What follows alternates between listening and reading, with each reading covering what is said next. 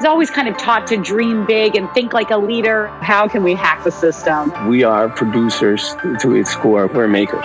That was that moment where I was like, yes, like this was a big one to put us on the map.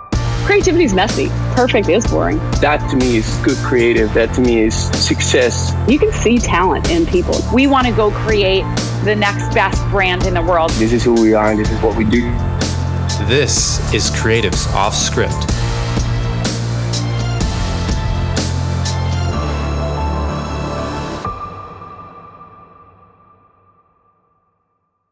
Welcome to the Creatives Offscript podcast sponsored by Assemble. I am your host, Nate Watkin, and today we have a guest that defines do-it-all filmmaking. Ryan Connolly is a writer, producer, director, editor, and everything in between, as well as the founder of Film Riot, a YouTube channel about filmmaking with over 1.8 million subscribers. With his mantra, write, shoot, edit, repeat, he is a workhorse, having self-produced and directed 18 short films. If you studied filmmaking in the last decade, there's a good chance you've seen one of his tutorials or one of his films. Without further ado, welcome to the show, Ryan. Thanks, man. Happy to be here. Yeah, absolutely. So to get started, tell me a little bit about your history. Would love to know, where did you grow up and how old were you when you first got into filmmaking? I grew up in South Florida, and I always say I was 8. My mom says I was 6. I don't remember ever wanting to do anything other than entertain people, bring them a story and experience.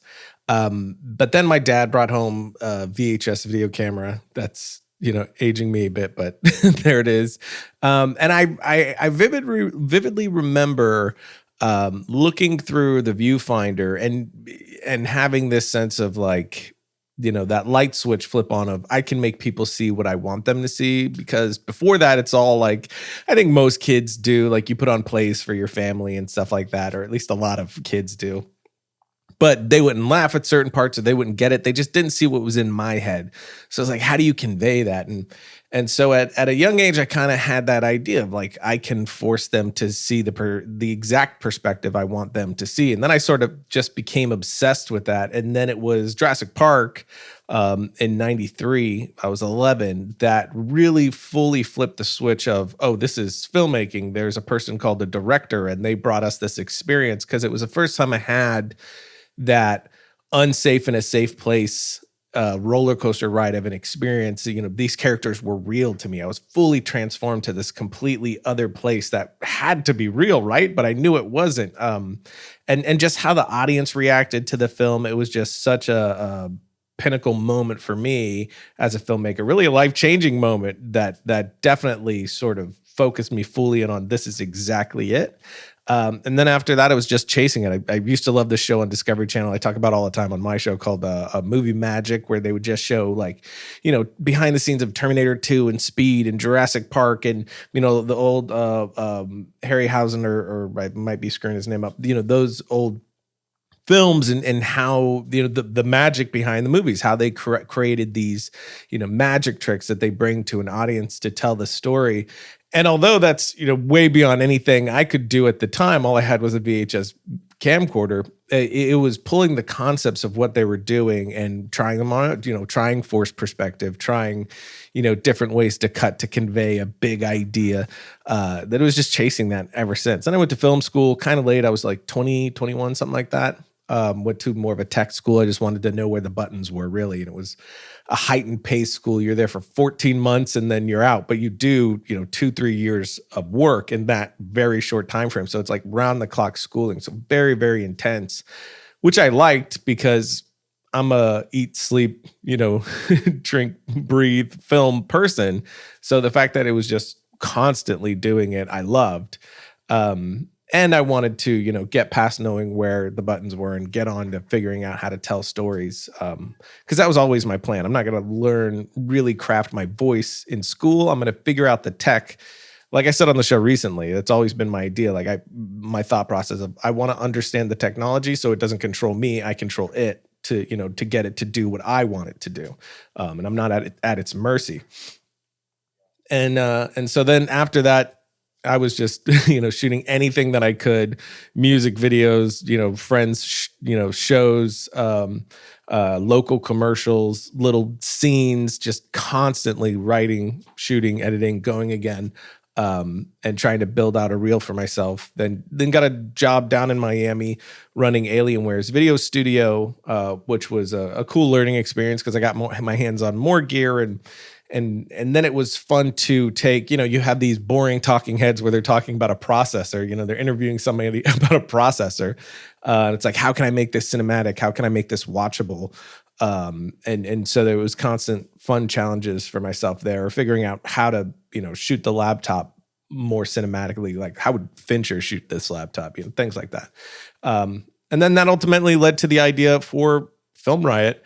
And then I kicked that off and, it's been crazy since then. I can imagine.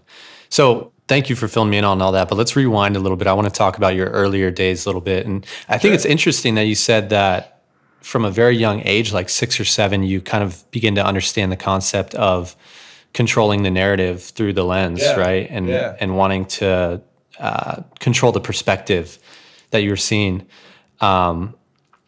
Also, I know you grew up with 10 siblings. So were they your first actors and film crew? Oh, yeah.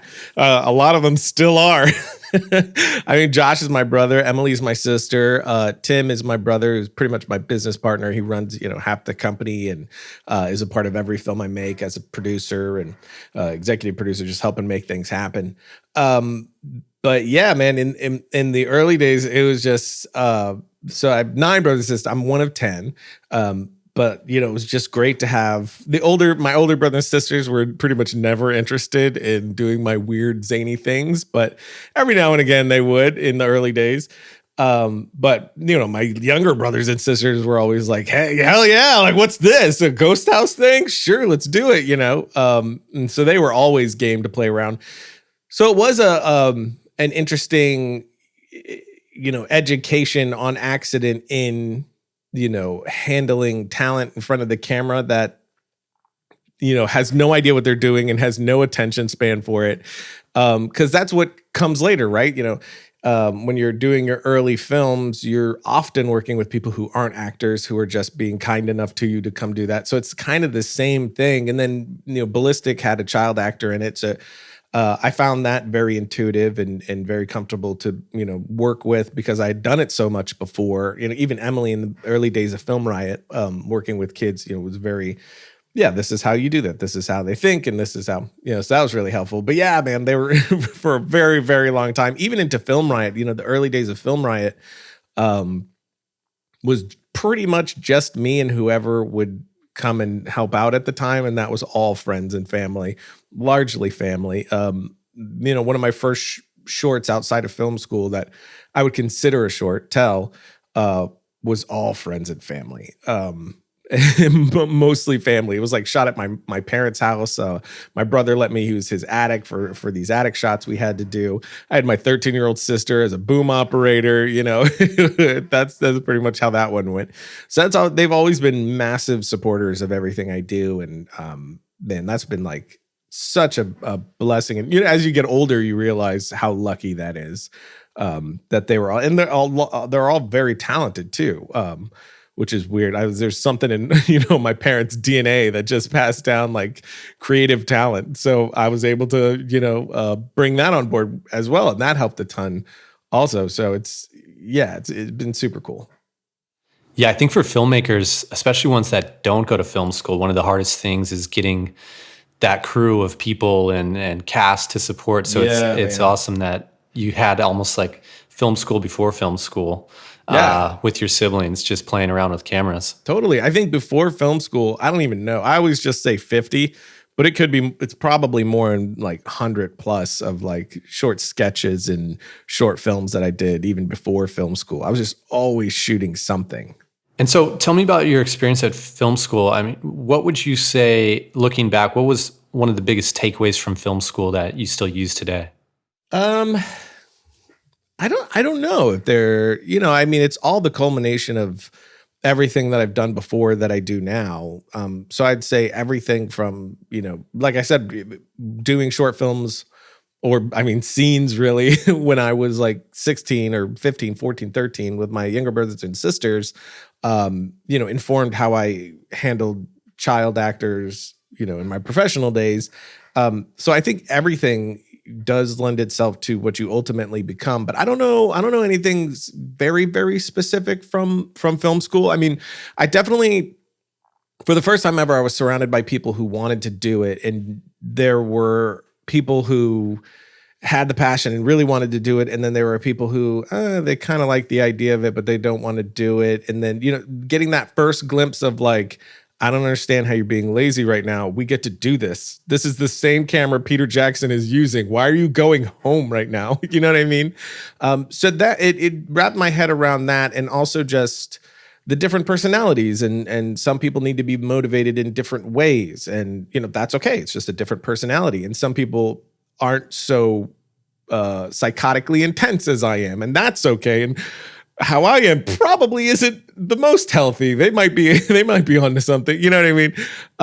But just understanding that not everybody thinks about film and operates with film how I do, and that's not a bad thing. I mean, laziness is always a bad thing, but not everybody's going to be as, for lack of a better word, psychotic about film and filmmaking as me, and that's okay and normal. That doesn't make them any less of a filmmaker. And then that was a real epiphany for me, because before then it was just friends and family. So I thought, in my mind, anybody who wants to do film is as nuts as I am. Like, they don't want to do anything else all day long. They go to sleep, dreaming about the thing. And there's a lot of people who are like that, but then there are people who they're better at balancing life and the thing they want to do. And that's something that I've had to really work on over the years, is because I am, I did find myself to be a little too obsessive about film, and I had to figure out a life balance as well. But just seeing those different, personalities and everything, and how they operated, and okay, not everybody does this. Okay, so I need to handle these people different. So it really gave me a crash course on personalities, because I did want to be a director. I am a director now, and you have to be able to manage very different personalities. So you have the people who are just as intense as you, and then you have people that aren't as intense, and you have people that really need to be motivated, and then you can really pull amazing things from them and help them achieve, what they're most capable of. And so that was probably the biggest takeaway from that, because there was a lot of obviously wrapping my head around how light works, how the sensor works, all those things. But a lot of that even shifts in time. You don't need the amount of light that you needed back then, and you don't need this light that takes 4 people to mount on a combo, because we have this LED that pumps out just as much, and I can carry it with one hand now. You know what I mean? So everything changes, but working with people doesn't. That is the same. It always is. You have these types of personalities, and you need to be able to navigate that. And that was my first entry into really starting, at least, to figure that out. Still trying to figure that out. That's always some of the toughest stuff. Up next, learn how Ryan nearly lived out of his car to start Film Riot, the YouTube channel that would pave his way into Hollywood. But first, we wanted to take a moment to tell you about Assemble, the industry-leading project management platform designed for producers. Assemble gives your team an end-to-end project management solution featuring calendars, task lists, and industry-specific features such as casting, location management, call sheets, advanced post-production review, and more. And of course, this platform has been designed from the ground up by producers for producers. Assemble is being used by industry-leading production companies, agencies, and brands to help them streamline their content production. If you're currently paying for a multitude of different tools and you just want one project management solution that can fulfill all of your workflow needs, try Assemble today. Our listeners get a special discount of 20% off for their first year. Just enter the code Offscript, that's one word, at checkout. Learn more at assemble.tv/project-management. That's assemble.tv/project-management. You are listening to the Creatives Offscript podcast.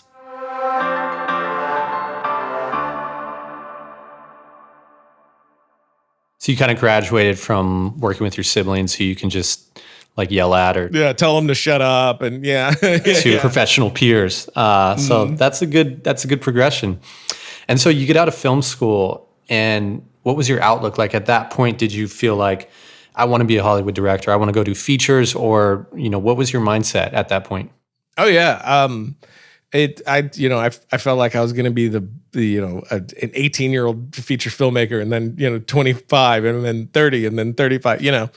It's always been the goal of bigger feature films, and I suppose that meant Hollywood. I'm sure it did, but I've never thought about premieres or, I guess, red carpets or award shows or any of that sort of thing. I've only thought about this thing that I put together is now in this dark room on a giant screen where these people are going to feel something, that's just always been the goal, whatever that looked like. So features was always the goal. And I suppose Hollywood and the studio system and being able to do it at that level was, always the goal. But right outside of film school, I wasn't, I was objective in the fact that there's a road ahead, especially after film school, learning as much as I did. I thought, it's going to take 5+ years now that I have this, to get there. It's taken way more than that. So right out of film school, it was about, like I said before, just making absolutely anything that I could, taking kind of what I did before film school without knowledge. So it was really just flying blind, to after film school doing the same thing, but with a little bit more knowledge. So now I'm, consciously working toward perfecting my craft. Whereas before, I didn't even know to call it a craft. It was very just doing things. So now I can focus in more on, okay, I know for sure I don't know these things. And once I figured these things out, I know for sure that's going to teach me what else I don't know. And that was the process of, okay, now I'm starting to wrap my head around these, and oh, yep, there are those other things that I knew I was going to find out that existed that I don't know. And that was sort of the progression. So again, anything that I could do that would be visual, that could tell a story in any kind of way. Like I said, even if I was doing like talking heads, two people talking about a processor, how could I stage this? How could I stage this to be cinematic? What's the story here? How can I make an audience feel engaged in this? Well, maybe I want them to feel like they're in the room with these people. They're a part of the conversation. Well, how do I do that?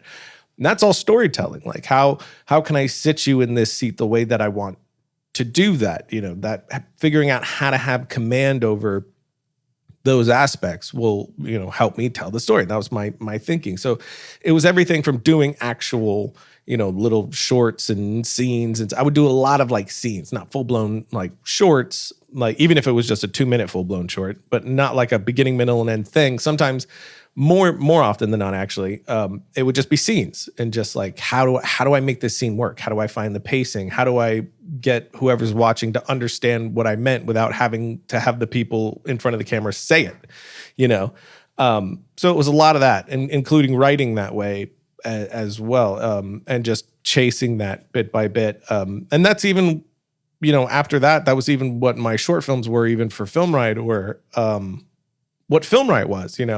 Doing Film Riot forced me to make something every single week without fail, but at a certain level. It had to be finished. It didn't have, couldn't be like before. I'd make a scene, and if I got bored with it, I would just, I'm going to stop. No, this had to be a finished, graded music, sound effects. Everything is done. This is a packaged piece of entertainment, and it's going online no matter what. Even if my hard drive crashed and I have one day to do it, and it's like the worst episode we ever made, it's got to be done, and it's going online.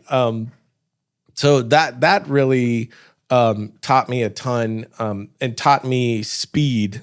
And what was interesting is it didn't let me be precious about anything, and it forced me to be creative quickly, and it worked out those muscles to where I kind of got out of my way after a while of getting used to that, of being overly precious and not trusting first, or second ideas, instincts of, hey, this is funny, run with it. Especially when it comes to comedy. Like if you have time and you write comedy, you fall into a ditch of, is this funny? Like, you write it and you're laughing while you write it, but then the 5th or 6th time you read it, it's not funny anymore to you, So it's tough. Whereas Film Riot didn't allow me to second guess anything. Like with Film Riot, I always called it ad-lib writing, because we had so little time. There were never any rewrites. I would sit down, I would write straight through.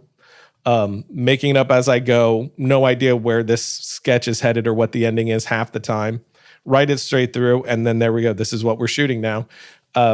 So that was really great practice as well. But then into the short films, with Tell, it was like all theory and instinct, not really, I'm going to do this because I know this will be scary or make the audience feel this way because of this reason. It was very instinctual. Pretty sure it's going to, you know what I mean? And then, so after that, I could see what worked, what didn't work, and okay, what do I need to get better at? And that's what every short film after that was really about. Like we did this action month where it was kind of action sequences. They weren't really short films, but we did like 5 of them with a stunt team in Canada. It's an incredible stunt team. Trevor Addy, Cassandra Ebner, all these amazing artists.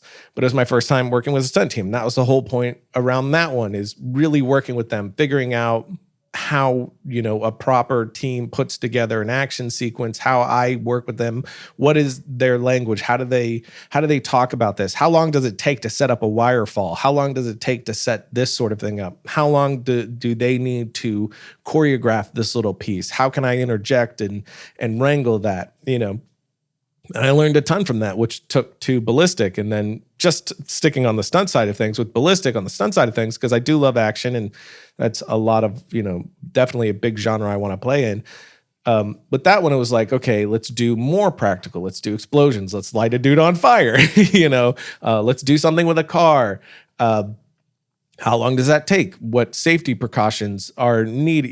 Really learning how all of these processes work. And even down into the storytelling, I've always gone more like really ambiguous with everything because I just like that personally. I think it makes for a better short film, a more interesting short film. It really opens it up for me. But also, I really love the practice of, can I convey more to you than is inherently there? You know what I mean?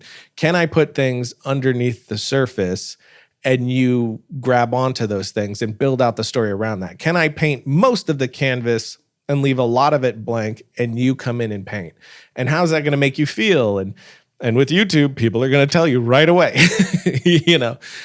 So that was another aspect of consciously learning and trying things, and how much can I hold back and just straight up not show or say, and you still gather enough for this to work the way I want it to. And it's just fun to experiment that way. So everything's kind of been, an experiment that I've taken since those days, and just one thing leading to another, just trying to build out my voice, but, also to the craft of it all. So launching Film Riot was almost like a way for you to force yourself to create on a consistent schedule. Kind of accidentally. It became that. Like before that, I was definitely constantly doing things to learn. But with Film Riot, it was kind of twofold the reason that I started. I had a friend who was frustrated that he couldn't go to film school. And at that time, there was no information to be had. You did have Philip Bloom doing like camera reviews. You had Andrew Kramer doing After Effects tutorials, and you had, yeah, exactly. And you have Indie Mogul doing like props and stuff, but not really filmmaking. They said on the show they weren't really filmmakers.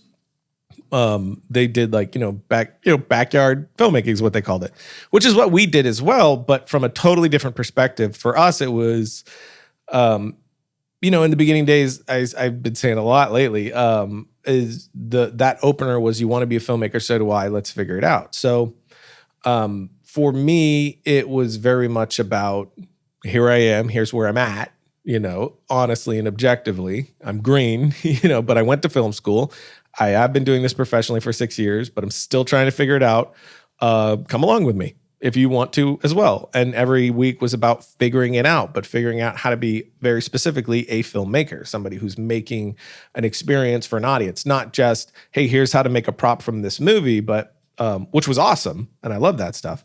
But, here's how you put together and present something to an audience to give them an experience, from the visual effects to the storytelling of it all. And that was kind of why. And,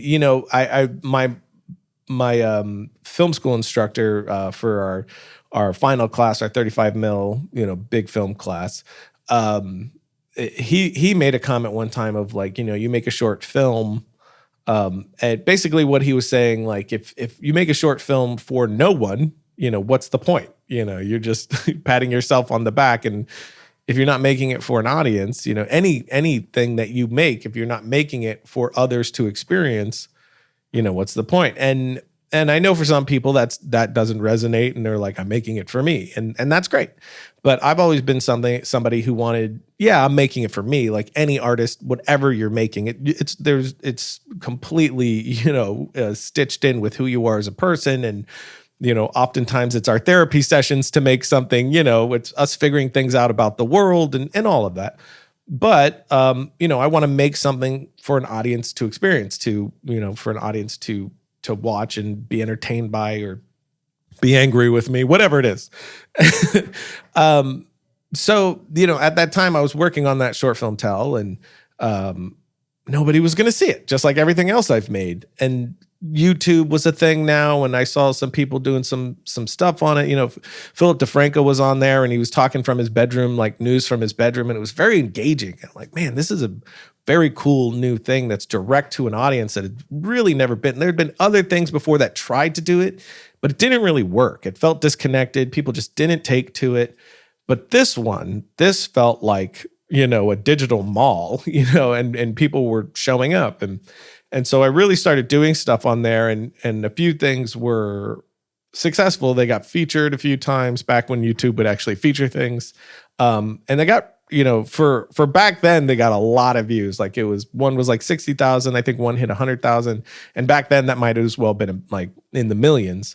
But it was like, for me, it was like 60,000 people, you know what I mean? Like 60,000 people watched this thing that I made, that experienced the thing that I made, and loved it or hated it or was indifferent, but, had a feeling toward a thing that I put my, heart into. And that kind of blew open the doors of that, of like, what if I could make something that did both of these things? One, it put information out there that, 15-year-old me would have killed to have, that doesn't exist, and everything's so confusing and tight to the chest, where I did have to, there was no choice. I had to go to film school. I didn't know anybody. I was in Florida. There was no like production company I could really dive into that wasn't, gross. So, so it was like, I just had to go to a film school. So, putting something like that online, and then also hopefully building a community where I could entertain them.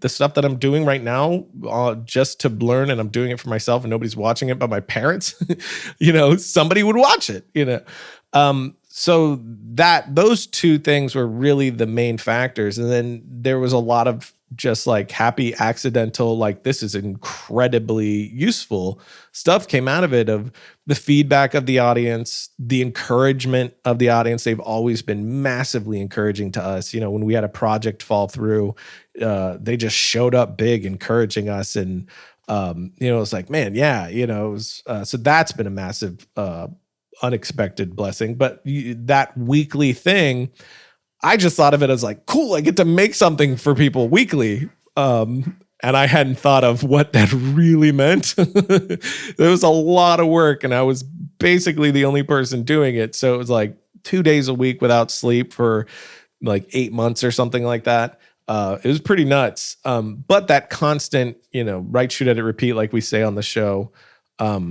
really made it, the thing that I've said the entire length of the show, basically, it really made it like learning to play the guitar on the acoustic guitar and then shifting to the electric. Like once I had a crew and some time, I was like, wow, this is not as hard as I thought it was going to be, but only because everything we did before then was no time, no money, no, just a couple of us doing it with PVC light stands, Yeah, it's like a 48-hour film fest every week. You just gotta totally, yes, knock it out. 100%, exactly, yeah, yeah.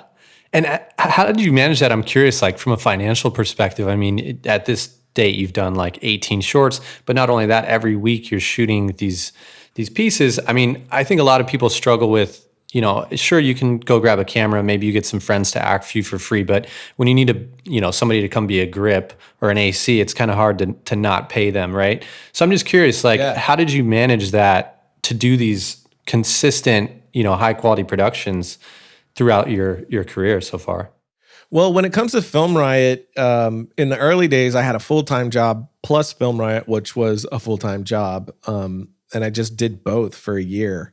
It was really hard. One of the hardest years of my life. Because like I said, legitimately, every week without fail, I would go 48 hours without sleeping, sometimes a little bit more, which I do not suggest people doing. It's incredibly unhealthy.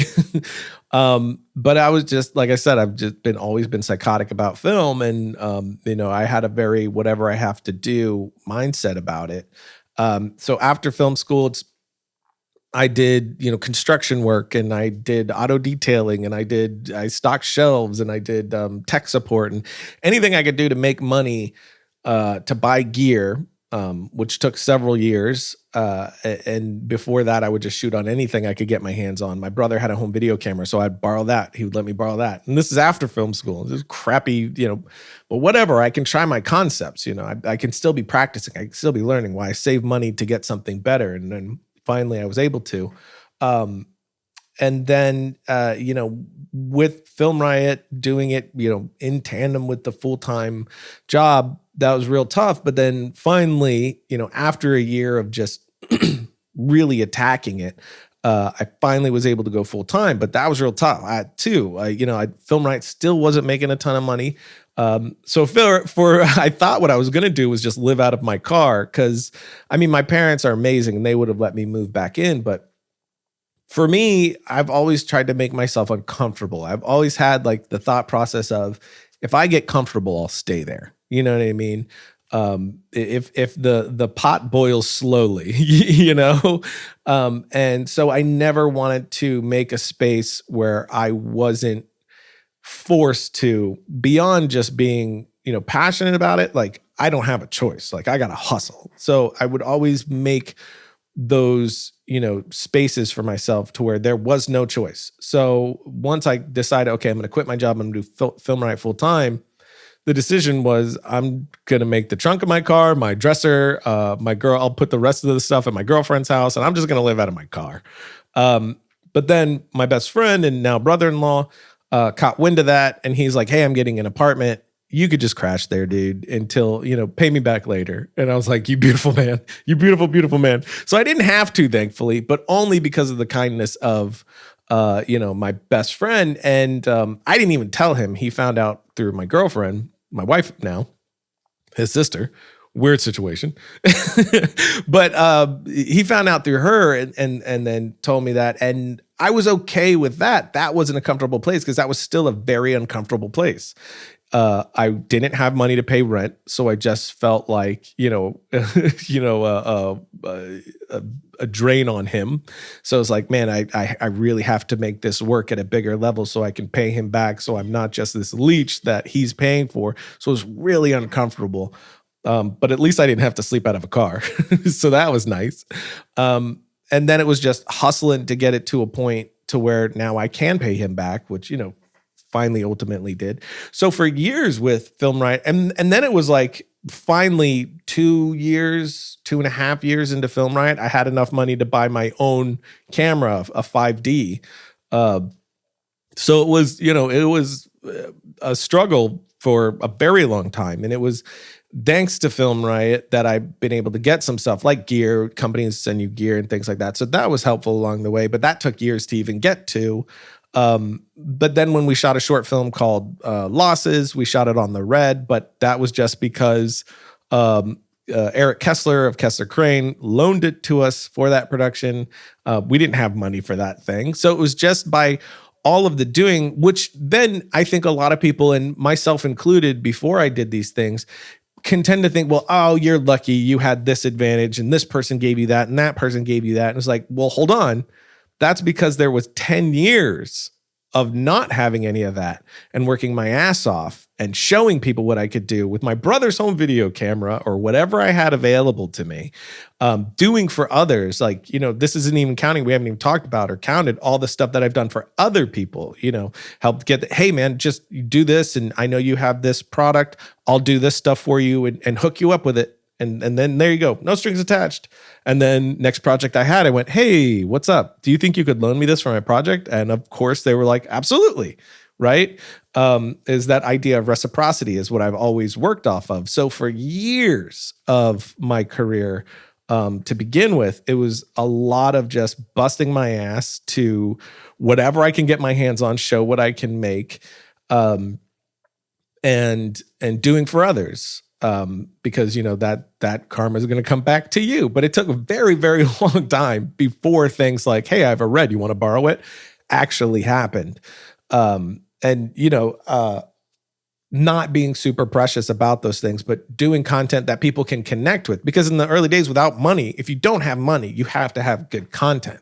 So we just really focused on trying to do stuff that was very entertaining, that was us, and we put that out there, and that's what people connected. Not what it looked like, because it didn't look the best. We didn't have gear. We didn't have money. The cameras we shot on half the time were trash. We were green. I was like I said, want to be a filmmaker. So do I. Let's figure it out. So it wasn't you watched a show and you're like, wow, what an incredible production. You're like, this is very engaging. This is funny. I like these guys. You know what I mean? And that's what really propelled us forward and let us learn publicly and brought us stuff in. Then when it came to short films, when I could really start finally doing short films with a budget, I think my first time, Tell had a budget, but that's because I maxed out a credit card with $2,000, which was a terrible idea. And I don't suggest anybody do that unless you want to, and then go for it. But nowadays you don't even need to do that. That's the beauty of it. Like how I shot Tell then, I could shoot now for $500 because of how cheap things are. So it's just crazy what you can do now versus then. So then it was $2,000, which was just nuts for compared to what you could do now. It was my mom's house. It was friends and family. Like nobody got paid, and it was still like, I think it was more than 2,000 because I maxed out a credit card plus some, but whatever. But then we did, some stuff for like, here's a short that we spent $100 on just so we could feed everybody. But we just went to a field in the middle of nowhere. Or Proximity is still one of my favorite shorts that we've done. It's definitely rough around the edges, but that's because it came as a result of a $300,000 short falling through at the very last second, which we were doing very publicly. We had like pre-production making ofs online and the audience was along for the ride. And then it fell through right before we were about to shoot. So we had to publicly be like, yeah, so this isn't happening anymore. So tell me about that a little bit. I did want to know more about that. So you had secured funding for this film Proximity, had a script written, gear rented, crew and actors flying into town. And like a few days before you're supposed to shoot, the funding drops out, right? Yeah. So how did you handle that? It was a huge chunk of the funding because the funding came from several places. So one main source of the funding fell through, and it was largely due to inexperience in, me handling a project of this scope. It was definitely biting off more than I could chew at the time, which is what resulted in, the catastrophic failure. Definitely one of the most stressful times in my life because I saw the ship sinking.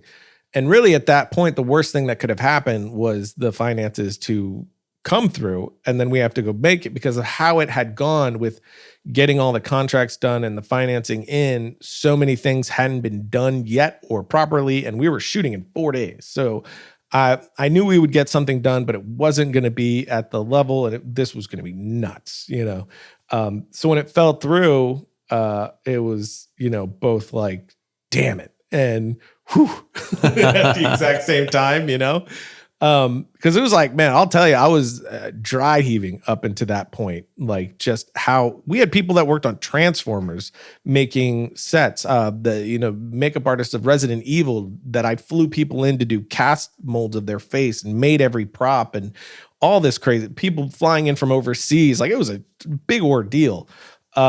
And at that time, for me, that was like, it might as well have that's what it was. It was me going from shorts that cost a couple $100 to me being the studio executive producer, writer, director, of a $300,000, 20-minute short film, which would be, several $1 million feature. So it's definitely way beyond the scope of what I could handle at the time. But I learned so much through that failure. I learned more from that than at anything else that I had done in such a short amount of time. Even up until now, like that taught me things that have resonated to this day. But it fell through, and now we have to publicly say, like, yeah, so this isn't happening. And we always had the motto of you come up against a bigger wall, you get a bigger sledgehammer. Like, just do it. It doesn't matter how much money you have. It doesn't matter how many resources you have. Just make something. That has always been our thing. And Daniel James reminded me of that, my composer. He was one of the people that were flying in, and he was like, nah, man, I'm still flying in. And he was in England, and he's like, I'm still coming. And he's like, and when I land, you better have a script.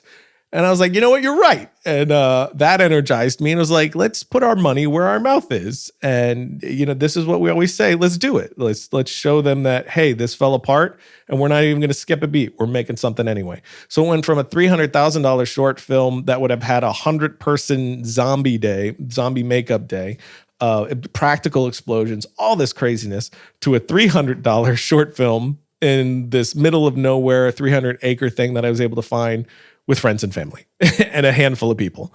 And so I had this friend that does, like, he's an amazing prop builder. But at the time he was doing just a lot of cosplay type stuff, and he did a lot of really cool sci-fi stuff. So I'm like, okay, I know I can get a cool sci-fi prop from him. Okay. So we have that. And Justin Robinson's still coming, and he looks really cool on camera. Okay, I'll put him in this. Josh can act, I'll put him in this. Todd Bruno's here. He was here for it. He's a close friend of mine. I've been working him since the early days. Okay, so he's the other lead. Okay, so here are the people that we can put in it. And what can we do in the middle of nowhere? And with the help of a few friends of mine, we came up with a basic concept. And I was like, okay. So then I went off in a corner with Seth Worley, and we wrote it. And in, I think it was a total of 5 days, we wrote and shot the whole thing. And then it was the first short film that got managers to call, and a few producers to come around and call. And again, it's still one of my favorite short films to this day. And we did it for $300 in the middle of nowhere, wrote and shot in 5 days. So that was an awesome experience, and really solidified some things that I thought, but maybe hadn't fully put into practice until that moment. You know what I mean? Yeah, the name of that's Proximity. If anybody wants to check that out, really cool short film. Yeah. And it's kind of cool too, because that biggest failure led to Proximity, and Proximity led to Sentinel, which is kind of connected, just because I thought it would be fun to do stuff that kind of winked at each other for the people that do watch our channel. And then Proximity and Sentinel led to Ballistic, and Ballistic is the one that got me my managers that I'm rep by now, and blew the doors open to be able to do all the pitching that I've done, and some of the maybe projects I have floating around right now. It all came from Ballistic, which came from Sentinel, which came from Proximity, which came from a humongous failure. Yeah. So I think that's really interesting as well. But with a span of 6 years, I think it was, between those. And so you've done 18 shorts now. I don't believe you've directed a feature up to this point. No, not yet. What do you love about the short film format? You get to tell a story, and it's doable. A feature is a huge beast to wrangle, and the type of films I want to make are not very small, so it's difficult to do with very, very little money and resources. And we have Film Riot. I have my my company Triune Films, and I have employees, so I'm responsible for them.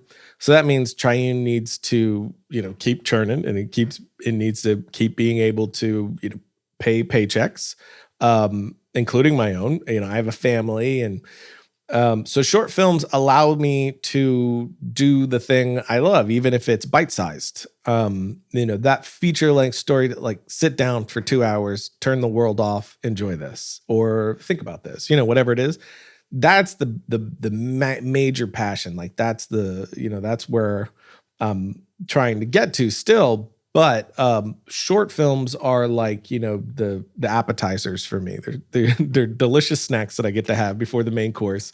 So they're just little pockets of the thing. It's no different from telling a story in a feature as far as being able to craft the moments. It's just a moment from that feature. And I think that's probably why a lot of my short films too also don't feel completely finished. It feels like there's like, wait, where's the rest a little bit for almost all of them? And I think that's why, because for me, it's like, here's a piece that would go in the feature. Here's a moment. And can you see it? Can you see the rest in your mind? Like that kind of is what excites me. Kind of like what we were talking about yesterday. Like how little can I give you and you still see the rest of what should be there. You see what came before and you see what came after. I think that's really interesting. And it allows me to kind of tell stories in the way I want to tell them. But again, bite-sized, doable, without the budget that we would actually need to pull it off. But we're still throwing some budget at this stuff. And being able to do things at a scale, it's short film, so you're not getting the budget you really want for this moment. Like Ballistic definitely needed 5 times what we had. But you could throw enough at it to where you can really, give it a go. And you're going to make a lot of compromises and, a lot of things aren't going to quite hit at a 10, but you can still do the concepts. You could still pull off the idea, just maybe not quite at the level you were hoping, but you could still toy around in the sandbox.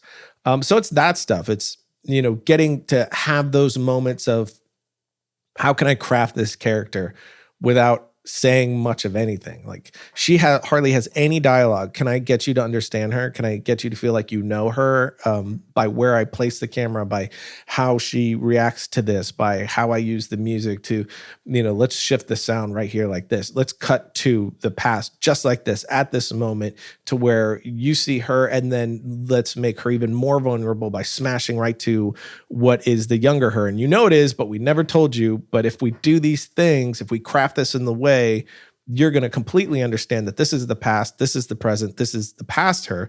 And in this moment of vulnerability that she's in, even though she's this badass, you've got these people coming out of it. Let me smash to right here. This is the moment we go to her past, to when she was a child, when you are your most innocent and your most vulnerable. And then psychologically, I'm connecting those two. Now that's, even though we're moving on and doing other stuff, that's locked in your mind. That moment is locked. So now that innocence, that vulnerability, that want to protect and preserve is now prescribed on to her, the older her as well. So will that connect you? You know what I mean? Like toying around with those ideas in such a small space also just lets you really get specific with those things without the resources as well, because you're not having to worry about 2 hours. You're worrying about, 15 minutes, 10 minutes, whatever it is, 5 minutes, 3 minutes. And without, a massive producing team and, the table of people to talk through things, it makes it more doable as like when you're the studio to really look at the thing. There's a lot less to consider, with not having a huge team to help you consider all the details, to be able to really dive in and finesse those details. So you shoot Ballistic, put that out, gets a lot of eyeballs, and that eventually gets you your management. You sign with 3 Arts. Did they reach out to you based on that short? How did that come about? That is an interesting story. And I think the thing that's most interesting and most encouraging to me and for, I think, other filmmakers is Hollywood started reaching out from Ballistic before it had a lot of views. Like now it has a ton of views, but I mean, it had a good amount of views, but it was sub 100,000 views when I was getting, emails from, producers at massive production companies that were reaching out. And it was all because of this one publication pushing it for showing. They were kind enough to do a very short piece on it. Like, hey, here's this thing. It's kind of cool. Check it out. And they were very kind. And about the short. And I believe not No Film School, Short of the Week, I believe they pushed it as well. And that was another place that some of these producers found it. So you have two places that pushed it, and that came from sending it out to 50 plus places that I really loved that I think might also like this. And only two were like, yeah, all right, yeah, sure, we'll put something out on it. But because of that, these people saw it and hit me up. So now there was, I think, 4 or 5 different production companies that were saying, let's develop this into a feature. And, I've been completely outside of the studio system up until this point. So I'm like, well, now what do I do? You know what I mean? Do you date 5 people at once? Do I tell them about each other? Do I just pick one? I don't know what to do. So I asked a buddy of mine who does direct features, and he's always been like, don't worry about managers and agents just yet. And now he was like, yeah, now you need a manager. And I was like, cool. How? Where? Who? And then another friend of mine had connected me with somebody who was just an assistant at the time, like years previous to this, after another one of my short films, something like 3-4 years before this, maybe 2 years, I don't know. And we had just talked on the phone and connected, and hi, I'm me. That whole thing is like, good to connect. Yeah, we have similar taste and whatnot. Cool, let's stay in touch. If you ever need anything, let me know. That whole thing you do with, fellow like-minded people in the industry. And he was an assistant at 3 Arts. Fast forward 2 years, I'm like, oh yeah, Luke, maybe I'll email him. Maybe he can have some advice for me. That's all I was looking for. I had no idea what he was doing now. So I just email him, and he emails me back. He's like, hey, I'm a manager now. Can we jump on the phone? And I was like, yeah, sure. Really hit it off, and they became a manager. Him and Will Robotham, somebody that he works with, they became my managers, and that was like a happy accident because they've been absolutely incredible. But yeah, that's how that came about. So it's, again, more interesting, which I guess has kind of been a theme of all of this, is that something always leads to something else. I mean, it's discounting the 10,000 other things that I did or tried that led to nothing else. But if just one of them leads to something else, they're all worth doing. So it's always like you do something and you never know what it could become. So you just do as much as you possibly can. So it's just that one connection of just making an honest connection with another filmmaker that ended up getting me my managers and then helped me navigate all of, the craziness. And so what's next for you? I mean, you've mentioned features a couple times. Are you interested in episodic? What's in the pipeline? What are you working on now? Definitely interested in episodic. Definitely want to do features. There's, I think 5 things right now that I'm developing. 2 that I'm doing, which both are not film or series, but they are storytelling. And it seems like those 2 will seem to be potentially going to happen. Fingers crossed. But then there's another 3 or 4 features that I am developing. Series are harder to get into, off the bat. Like directing a series or anything like that seems to be much more difficult to get to as a first timer than features. So I've really been focusing on features, which is where my main passion lies anyway. It's interesting how that is flipped, huh? Yeah. I was told with one project that we're working on that might move to it's IP that might move to either feature or series. We're not 100% sure. I was told that if it goes to feature, yeah, totally, I can direct it. If it goes to series, no way. It's like, what? You would figure that's just shorter. It's a 60-minute thing or less. You would figure that, I don't know, but it's a very interesting thing to navigate. But there's several features that I'm still developing. 2 look pretty good, but you know how it is. You never know.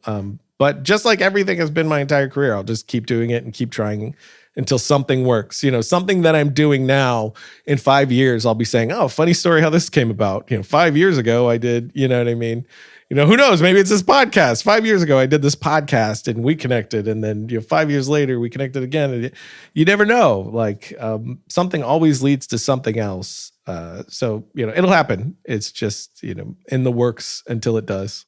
And when you do make that transition to longer form, how do you plan to take the Film Riot audience with you? I definitely want to. I mean, that was always the goal, start super green, literally in my parents' backyard, actually. Like in the early days of Film Riot, the house that we shot at was just my parents' house, and they were just kind enough to endure it. And then it went to my apartment and then my own house. And, we didn't get a studio until 2016, I believe it was. So for the majority of Film Riot still so far, it was not even in a studio, it was in houses. So from going from that to making actual feature films was always the dream, and to bring an audience along with it. So, if I'm able to, when I make that feature film and, say it's great, I don't know, who knows? But if somebody thinks it's great, they can then go back to this really crappy show in the beginning that we were doing at my parents' house that looked like trash, and watch, that progression. Because you don't have that, certain people, I always say David Sandberg and Dan Trachtenberg, it looked like they were, overnight successes. But knowing them, I know that that's not even remotely true. That they, behind the scenes that nobody knows about, was all that time, same amount of time that I spent trying to figure it out, trying to do that thing, being passionate about and beating their head against the wall until something finally worked. So this is the only thing in existence that I know of that, once I get to that feature point, it's online. You can watch how long it took, and you can see that progression happen. And it's, an encouragement of like, just because it hasn't happened to you in 1 year or 5 doesn't mean it's not going to. Like, this takes a long time, and it's really hard, and it's a lot of work. And the actual overnight successes are the 0.1% of the people that make it. It's just not common. So I love that about it. And so I definitely want Film Riot to follow it. And I've always said what I would love for it to be is just the most open, immersive, honest, following of making a feature that there's been so far. What we've done on our show already, obviously when you're working with other people, like even when we do our short films, I can be intensely open and honest about myself, but I can't do that about, the sound department, or if they don't want to do that, you also got to be respectful of people. So it's navigating that, but definitely from a writer director standpoint, we could definitely, open that up. But I would love for our features to become mini film schools every time we make one, just very much showing behind the curtain, showing the whole process, bringing people along for it. Peter Jackson has done that a bit. For the making of King Kong, they had, all those featurettes that they were putting out before the film came out, where he would show what a grip department does and all that stuff. So stuff like that, plus I would love for it to be. But then, that just depends. Are we making a feature on our own? Then yeah, we could totally do that. Are we making am I making a feature with a studio? Well, now I'm, I have to answer to them. So that would have to be a conversation with them, and they would dictate what could and couldn't be done. Looking back on your career, very inspiring, first of all, coming from just hustling so hard, being willing to sleep in your car if you had to now, pitching for big features. What kind of advice do you give to young filmmakers to go out and break into this industry? The thing I say every time, and I'll just keep saying it till I'm blue in the face, is just keep making things. That's it. There's I do a podcast as well, and everybody I talk to has such different stories, and even all of my friends that are filmmakers, such different stories, totally different paths to how they got to it. Some people were like me, 6, 8 years old. I knew I wanted to do it, but doing everything. Some people were, I thought I was going to be a doctor. And then I was in college and I was like, I don't want to be a doctor. I want to be a filmmaker. So every path is so radically different. But the one thing that is consistent among every single person is the passion and drive to make something, and then make another one and another one and another one. And, just an unquenchable thirst for it, to where you just constantly have to be making something. You can't help yourself. And if that's not you, that's okay. Maybe this is a hobby, that's all right too, to admit to yourself that, like, I would be fine doing a normal job and this is my hobby and that makes me happy. That's fine too. But if this is really what you want to do, make something, make another one. And, there's social media and YouTube definitely has had a bit of a negative effect on younger people, wherein they make a thing and they think everybody needs to see the first thing that they just made. Where no, you don't want that. Go make a ton of stuff that no one will ever see, and then put something up, and then don't feel entitled to anybody's eyeballs. Put it up and hope. And if they don't, okay, try the next one. If they don't, try the next one. If they don't, try the next one. It's just that wash, rinse, repeat that's really going to get you anywhere. I mean, when we have another show under Triune, there was 2 other shows that we did. One was called Film State, which we don't do anymore, and another one's called Variant. And both those shows, even though we had been doing Film Riot for like 2-3 years, both of those shows, we made 5, 6, 7 episodes that never saw the light of day, even though we were already doing shows just like it that were successful, because we were refining and we were, what works, what doesn't, how do we make this better? And I think that's missing a little bit. So doing things with the intention of, learning, figuring out your craft, figuring out how this thing works, not feeling entitled to anyone's time or response, but just hoping for it. And then doing the next thing. I think that's really how you get there. And then the other really big one is don't be an asshole. No one wants to work with one. No one wants to be around one. Life is short. Movies are movies, and people are more important. So act accordingly. Whether you're on set or trying to be, people are far more important than any film ever made. So act accordingly. Great advice from one of the hardest working guys in the game. Thank you again for joining us. It was a pleasure catching up with you. Thanks, man. I really appreciate it. This is great. Awesome. Thanks, Ryan. Thank you. If you're interested in hearing more insight and inspiration from industry-leading creatives, click subscribe anywhere you listen to podcasts to become one of our listeners today.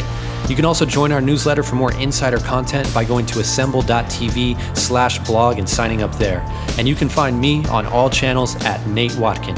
And don't forget, if your producing team is in need of a project management solution, try Assemble today to streamline your production workflow.